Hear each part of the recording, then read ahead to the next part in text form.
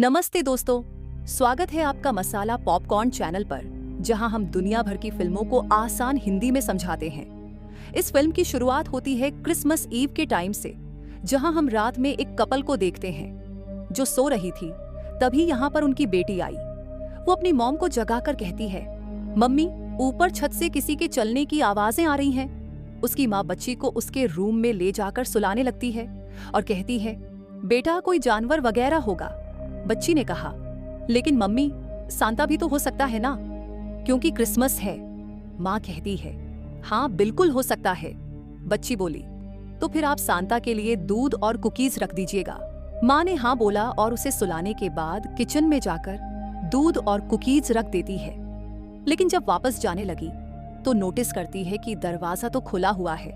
वो सोचती है, शायद मेरे हस्बैंड दरवाजा बंद करना भूल गए होंगे जब वो ऑफिस से आए थे। वो इस बात को नजरअंदाज कर देती है और दरवाजा बंद कर देती है। रूम में आकर अपने हस्बैंड को कहती है, आपकी बेटी ने सांता के लिए दूध और कुकीज रखवाए हैं, तो सुबह होने से पहले सांता बनकर वो खा लेना। उसका हस्बैंड कहता है, ठीक है, और दोनों सो जाते हैं। उधर उनकी बेटी अभी भी जाग रही थी। इस बार उसे घर के अंदर से किसी की आवाज सुनाई देती है। वो जब नीचे चेक करने गई तो वहां सांता को खड़ा हुआ देखती है। उसे देखकर वो फौरन अपने भाई के रूम में जाती है और कहती है, उठो भाई उठो, चलो मेरे साथ, हमारे घर में सांता आया है, उसे देखने चलते हैं। लेकिन उसका भाई गहरी नींद में था तो वो नहीं जागता, इसीलिए वो अकेली ही नीचे आ गई। सांता को देखने के लिए बच्ची जब उसे घूर कर देख रही थी तो उसे सांता की हरकतें अजीब लगती हैं। वो डर जाती है और दरवाजे के पीछे जाकर छुप जाती है। वहां से सांता को देखने लगती है। सांता अपने थैले में से एक कुल्हाड़ी निकालता है। उसके हाथों पर खून भी लगा हुआ था, जिसे देखकर हम समझ जाते हैं कि यह सांता नहीं है, बल्कि उसकी भेस में एक पागल कातिल जोकर है जो हेल से आया है। इसका नाम है आर्ट द क्लाउन, जिसे खत्म करना बहुत मुश्किल है। वो बच्ची के भाई के कमरे में जाता है और सोते हुए उस पर कुल्हाड़ी से वार कर देता है। फिर बार बार अटैक करके उसका सिर, हाथ, पैर, बाजू सब कुछ काट कर अलग अलग कर देता है। उसे बुरी तरह चीर देता है। इन आवाजों को सुनकर बच्ची की हालत खराब हो जाती है। वो भागकर छुपने चली जाती है। लेकिन आर्ट अब बच्ची के मॉम डैड के कमरे में जाता है। उसके डैड के चेहरे पर आते ही कुल्हाड़ी से वार कर देता है। फिर एक के बाद एक बार बार वार करता रहता है। इन खतरनाक आवाजों से उसकी वाइफ की नींद खुल जाती है। उसने अपना हाथ चेक किया तो खून गिरा हुआ था। जैसे ही उसने अपने हस्बैंड को देखा, उसकी लाश का इतना बुरा हाल देखकर वो बहुत डर जाती है और चिल्लाने लगती है। लेकिन आर्ट का हाथ रुकने का नाम नहीं ले रहा था। वो अभी भी उसे मार रहा था। ये देखकर उसकी वाइफ चिल्लाते हुए वहां से भाग गई। अपने बच्चों के रूम में आती है और अपने बेटे की कटी फटी लाश को देखकर रोने लगती है। फिर वो भागने के लिए नीचे आती है, लेकिन जैसे ही दरवाजे तक पहुंचती है, पीछे से आर्ट कुल्हाड़ी फेंक कर मारता है और उसकी जान ले लेता है। ये सारा खून खराबा करने के बाद वो बड़े आराम से बैठकर दूध और कुकीज खाने लगता है। खून से सनी प्लेट्स भी साफ करता है। फिर जैसे ही उसने अलमारी खोली, वहां बच्ची छुपी हुई थी। उसे देखकर उसकी हैवानियत फिर से जाग उठी और वो बच्ची को भी मार देता है। इसके बाद कहानी 5 साल पहले शिफ्ट हो जाती है, यानी पास्ट में, जहां आर्ट ने बिल्कुल ऐसा ही खून खराबा किया था। उस जगह पर एक पुलिस वाला आता है, जिसे वहां आर्ट की टूटी हुई लाश मिलती है। इसीलिए वो कॉल करके अपनी पुलिस टीम को बुला लेता है। खुद भी इन्वेस्टिगेशन करने आगे बढ़ता है, पर अचानक आर्ट बिना सिर के ही दोबारा जिंदा हो जाता है और पीछे से पुलिस ऑफिसर को पकड़ लेता है। ऑफिसर ने गोलियां चलाईं, लेकिन उसे कुछ नहीं होता। ऑफिसर को निपटाने के बाद आर्ट एक ट्रेन में घुस जाता है, जहां सिर्फ एक औरत बैठी हुई थी। आर्ट अब उसे डराने लगता है। उसने ऑफिसर का कटा हुआ सिर अपने सिर वाली जगह पर रखा हुआ था, जो बहुत डरावना लग रहा था। जाहिर है, उसे देखकर औरत भी बहुत डर जाती है। इसके बाद हम एक मेंटल असाइलम का सीन देखते हैं, जहां पागलों को रखा जाता है। वहां आर्ट को अचानक एक नर्स के चिल्लाने की आवाज सुनाई देती है। वो जब चेक करने जाता है तो बहुत ही भयानक नजारा देखता है।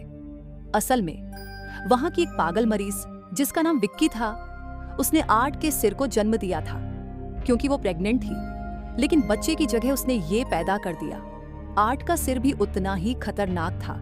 इसने नर्स को मार दिया था और उसकी लाश को खा रहा था। बिल्कुल वैसा ही आर्ट ने इस मरीज विक्की के साथ भी किया था, यानी उसे काट दिया था, जिसकी वजह से शायद वो आर्ट से इन्फेक्टेड हो गई थी। उसका चेहरा बहुत बुरी हालत में था और वो अपने जिस्म का हिस्सा खा रही थी। इससे हम समझ जाते हैं कि वो भी आर्ट की तरह क्रूर बन गई थी, यानी जालिम और बेरहम। वो आर्ट की साथी बन गई थी क्योंकि उसने दीवार पर दिल बनाकर उसके अंदर विक्की प्लस आर्ट लिखा हुआ था। अब गार्ड दिखता है कि आर्ट की सिर कटी हुई लाश भी वहां आ गई है, पर इससे पहले कि वो कुछ करे, विक्की गार्ड पर हमला कर देती है। इसके बाद दोनों मिलकर अपनी हैवानियत दिखाते हैं। विक्की उसके मुंह में हाथ डालकर उसका जबड़ा फाड़ देती है और आर्ट उसका चेहरा फाड़ देता है। अब आर्ट उस सिर को, जो विक्की ने पैदा किया था, अपने सिर की जगह लगाकर विक्की को लेकर वहां से चला जाता है। ये दोनों एक ट्रेन में बैठकर निकल जाते हैं और एक खाली पड़े घर में आ जाते हैं। वहां विक्की खुद को शीशे में देखकर अपना सिर मारकर उसे तोड़ देती है। वो टूटा हुआ टुकड़ा लेकर बाथटब में बैठ जाती है और अपने हाथ को काटकर बाथटब को अपने खून से भर देती है, जबकि उसके सामने आर्ट कुर्सी पर बैठा हुआ था। इसके बाद वो 5 साल तक इसी पोजीशन में बैठी रहती है। कहानी 5 साल आगे यानी प्रेजेंट में वैलेंटाइन डे के मौके पर आती है। यहाँ हम एक लड़की सियाना को देखते हैं जो पिछले 5 सालों से एक मेंटल हॉस्पिटल में थी। दरअसल 5 साल पहले आर्ट ने उसके सामने भी खून खराबा किया था, जिसमें उसने सियाना के दोस्तों और सबको मार दिया था। लेकिन आखिर में जिसने सिर काटकर आर्ट को मारा था वो और कोई नहीं बल्कि सियाना ही थी, क्योंकि उसने आर्ट को एक जादुई तलवार से मारा था जो हेवन से आई थी। पर उस हादसे का सियाना के दिमाग पर गहरा असर हुआ था। वो सदमे में चली गई थी। अब वो ठीक हो गई थी, इसीलिए उसे छुट्टी मिल गई थी। उसके अंकल उसे हॉस्पिटल से लेकर घर लाए, जहां वो अपनी आंटी और कजिन से मिलती है जिनसे वो बहुत क्लोज थी। दोनों बहुत खुश हो जाती हैं। उधर उस खाली पड़े घर में 2 वर्कर्स आए जिनका काम था पुरानी बिल्डिंग्स को तोड़ना। वो इस घर का सर्वे करने आए थे। वो वहां जाते हैं जहां विक्की और आर्ट की लाशें स्टैचू की तरह पड़ी हुई थीं। उन पर जाले भी लगे हुए थे, पर वो जरा भी सड़ी नहीं थी। लेकिन इससे पहले कि वर्कर्स कुछ समझ पाते, दोनों फिर से जिंदा होकर वर्कर्स को पकड़ लेते हैं और उन्हें बेरहमी से मार देते हैं। सामान निकालते वक्त सियाना की डायरी उसके कजिन के हाथ लगती है, जिसे वो पढ़ने लगती है। लेकिन सियाना जल्दी से डायरी छीन लेती है और कहती है, आइंदा मेरी डायरी दोबारा मत पढ़ना। जब सारे मिलकर खाना खा रहे थे तो सियाना को अपनी मरी हुई दोस्त नजर आती है जो बहुत बुरी हालत में थी। ये वही दोस्त थी जिसे आर्ट ने मार दिया था, लेकिन वो और किसी को दिखाई नहीं दे रही थी। इसका मतलब था कि सियाना अभी तक अपने सदमे से बाहर नहीं आई थी। उलटे सीधे ख्याल उसे आज भी आते थे। इसके बाद हम सियाना के भाई को हॉस्टल में देखते हैं, जहां वो अपने 2 दोस्तों से मिलता है। उसकी फीमेल फ्रेंड ने एक जॉब शुरू किया था जिसमें वो क्राइम पॉडकास्ट शो होस्ट करती थी। वो ऐसे लोगों का इंटरव्यू लेती थी जिन्होंने कोई क्राइम अपनी आंखों से देखा हो। वो सियाना के भाई को देखते ही कहती है, मैं तुम्हारा इंटरव्यू लेना चाहती हूँ, मेरे शो पर आओ, क्योंकि मुझे पता है कि तुम और सियाना का आर्ट द क्लाउन से सामना हो चुका है। वो आर्ट की फैन थी और उसके बारे में जानना चाहती थी।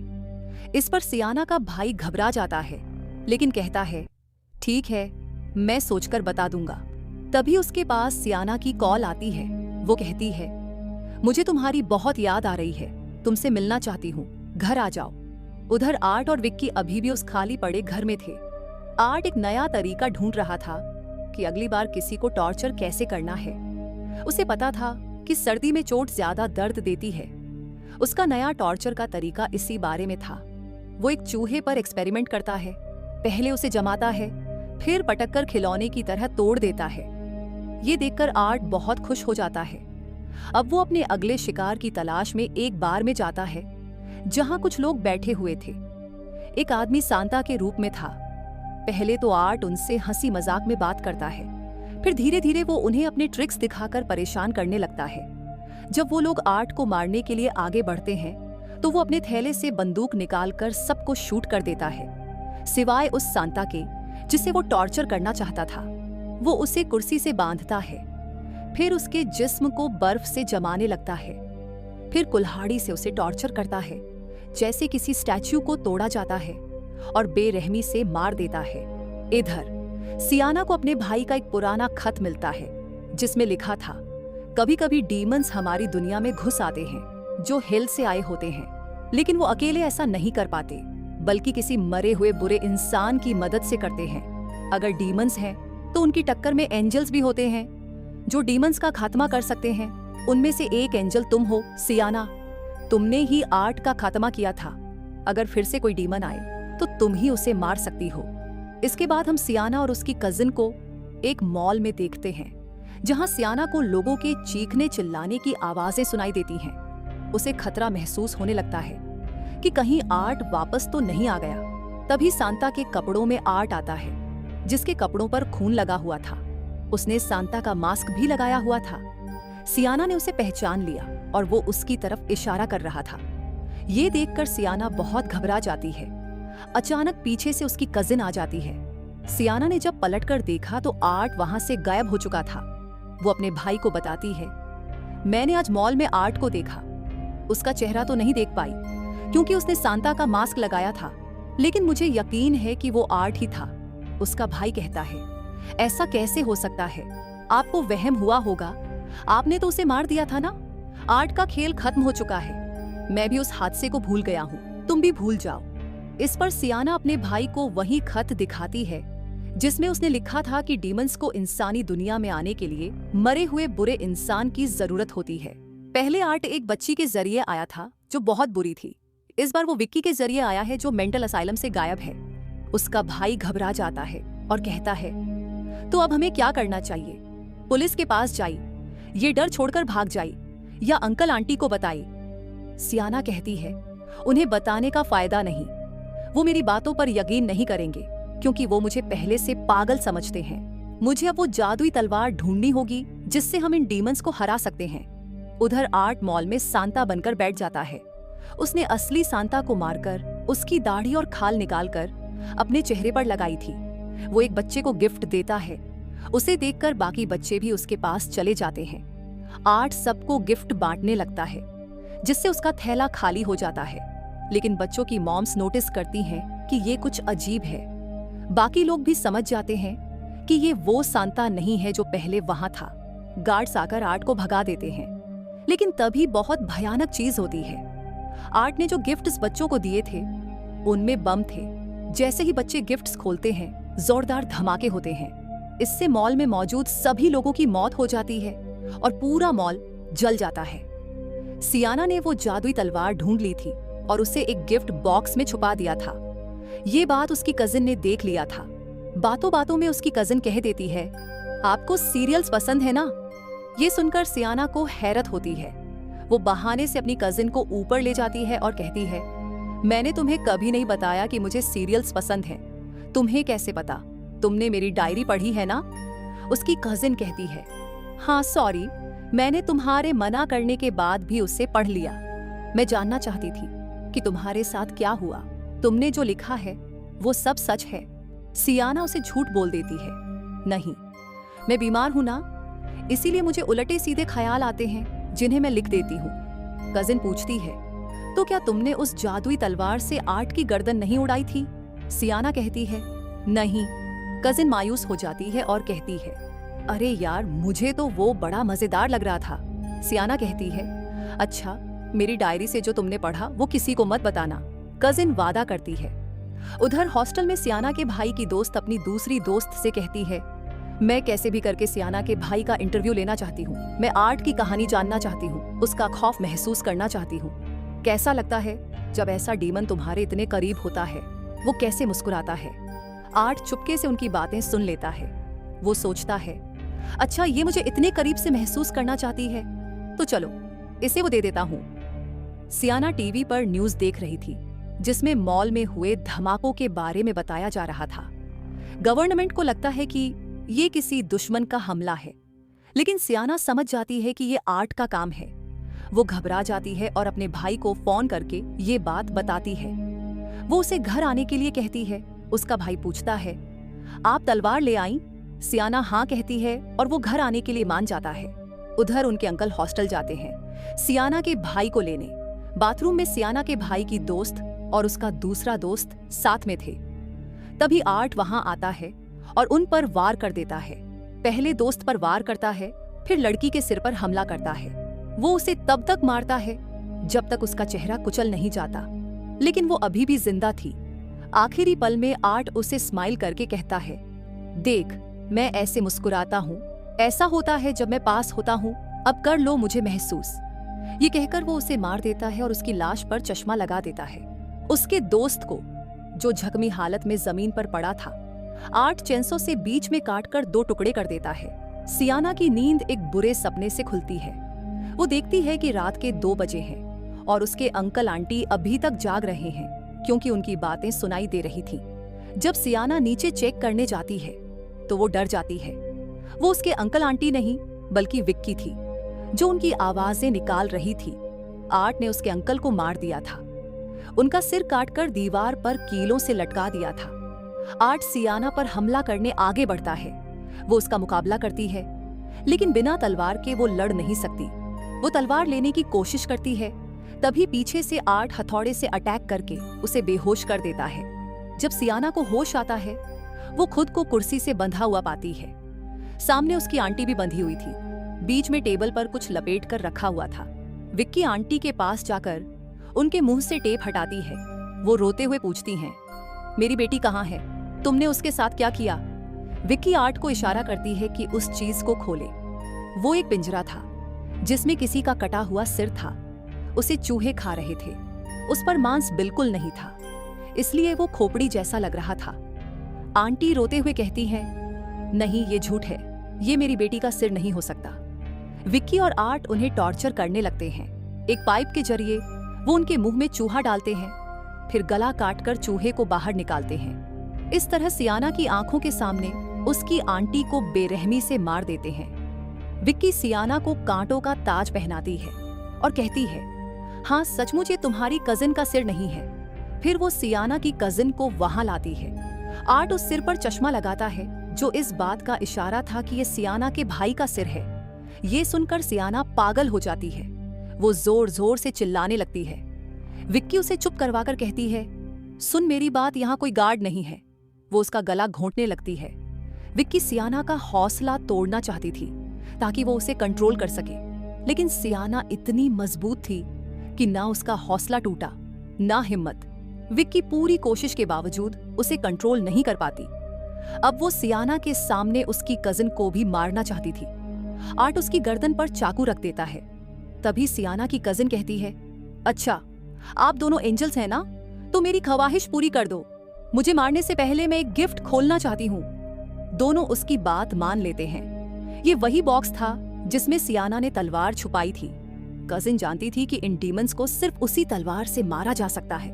वो कहती है, ये बॉक्स सियाना खोलेगी। सियाना को वो गिफ्ट बॉक्स दे दिया जाता है, लेकिन इससे पहले कि वो उसे खोले, आर्ट उसके हाथों पर वार करके उसकी उंगलियां तोड़ देता है। फिर भी तकलीफ सहते हुए सियाना बॉक्स खोलने में कामयाब हो जाती है। हैरत की बात, उसके हाथ अपने आप ठीक हो जाते हैं, क्योंकि उसने वो जादुई तलवार पकड़ ली थी। वो तलवार निकालकर आर्ट का गला चीर देती है, फिर तलवार विक्की की तरफ फेंककर उसके सीने के आर पार कर देती है। तलवार उसके मुंह से भी आर पार हो जाती है और उसका सिर उड़ा देती है। इस तरह विक्की का खेल खत्म हो जाता है। लेकिन तभी आर्ट चेंसो लेकर हमला करने आता है। सियाना के पास अब जादुई तलवार थी। वो आर्ट को टक्कर देती है और उसके हर वार को रोकती है। उनकी खतरनाक लड़ाई शुरू हो जाती है। आखिर में सियाना उस पर भारी पड़ती है। वो उसके पेट में तलवार घुसाकर उसे दीवार से लगा देती है। लेकिन तभी विक्की का खून तेजाब बन जाता है, जिससे जमीन गलकर फटने लगती है। जहां सियाना की कजिन खड़ी थी, वहां हेल का रास्ता खुल जाता है। सियाना की कजिन गिरने लगती है, लेकिन दीवार पकड़कर लटक जाती है। उसे मुसीबत में देखकर सियाना आर्ट को छोड़कर कजिन को बचाने जाती है। वो तलवार पकड़कर उसे ऊपर आने को कहती है, लेकिन कजिन का हाथ फिसल जाता है और सियाना का भी। कजिन तलवार समेत हेल में गिर जाती है। ये देखकर सियाना को बहुत दुख होता है, लेकिन वो खुद से वादा करती है, मैं हेल में जाऊंगी और अपनी कजिन व तलवार को वापस लाऊंगी। तभी वो देखती है कि आर्ट वहां नहीं है। खिड़की खुली हुई थी, यानी वो भाग गया था। ये बहुत बुरी खबर थी। इसके बाद हम एक बस में एक लड़की को देखते हैं जो डीमंस वाली किताब पढ़ रही थी।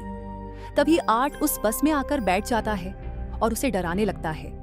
यानी खून खराबे का सिलसिला फिर शुरू होने वाला था। आर्ट को रोकने के लिए सियाना को हेल में जाना होगा, जहां से वो जादुई तलवार लाएगी और आर्ट का खात्मा करने के लिए उसके पीछे लग जाएगी। इस भयानक एंडिंग के साथ ही ये फिल्म यहीं खत्म हो जाती है।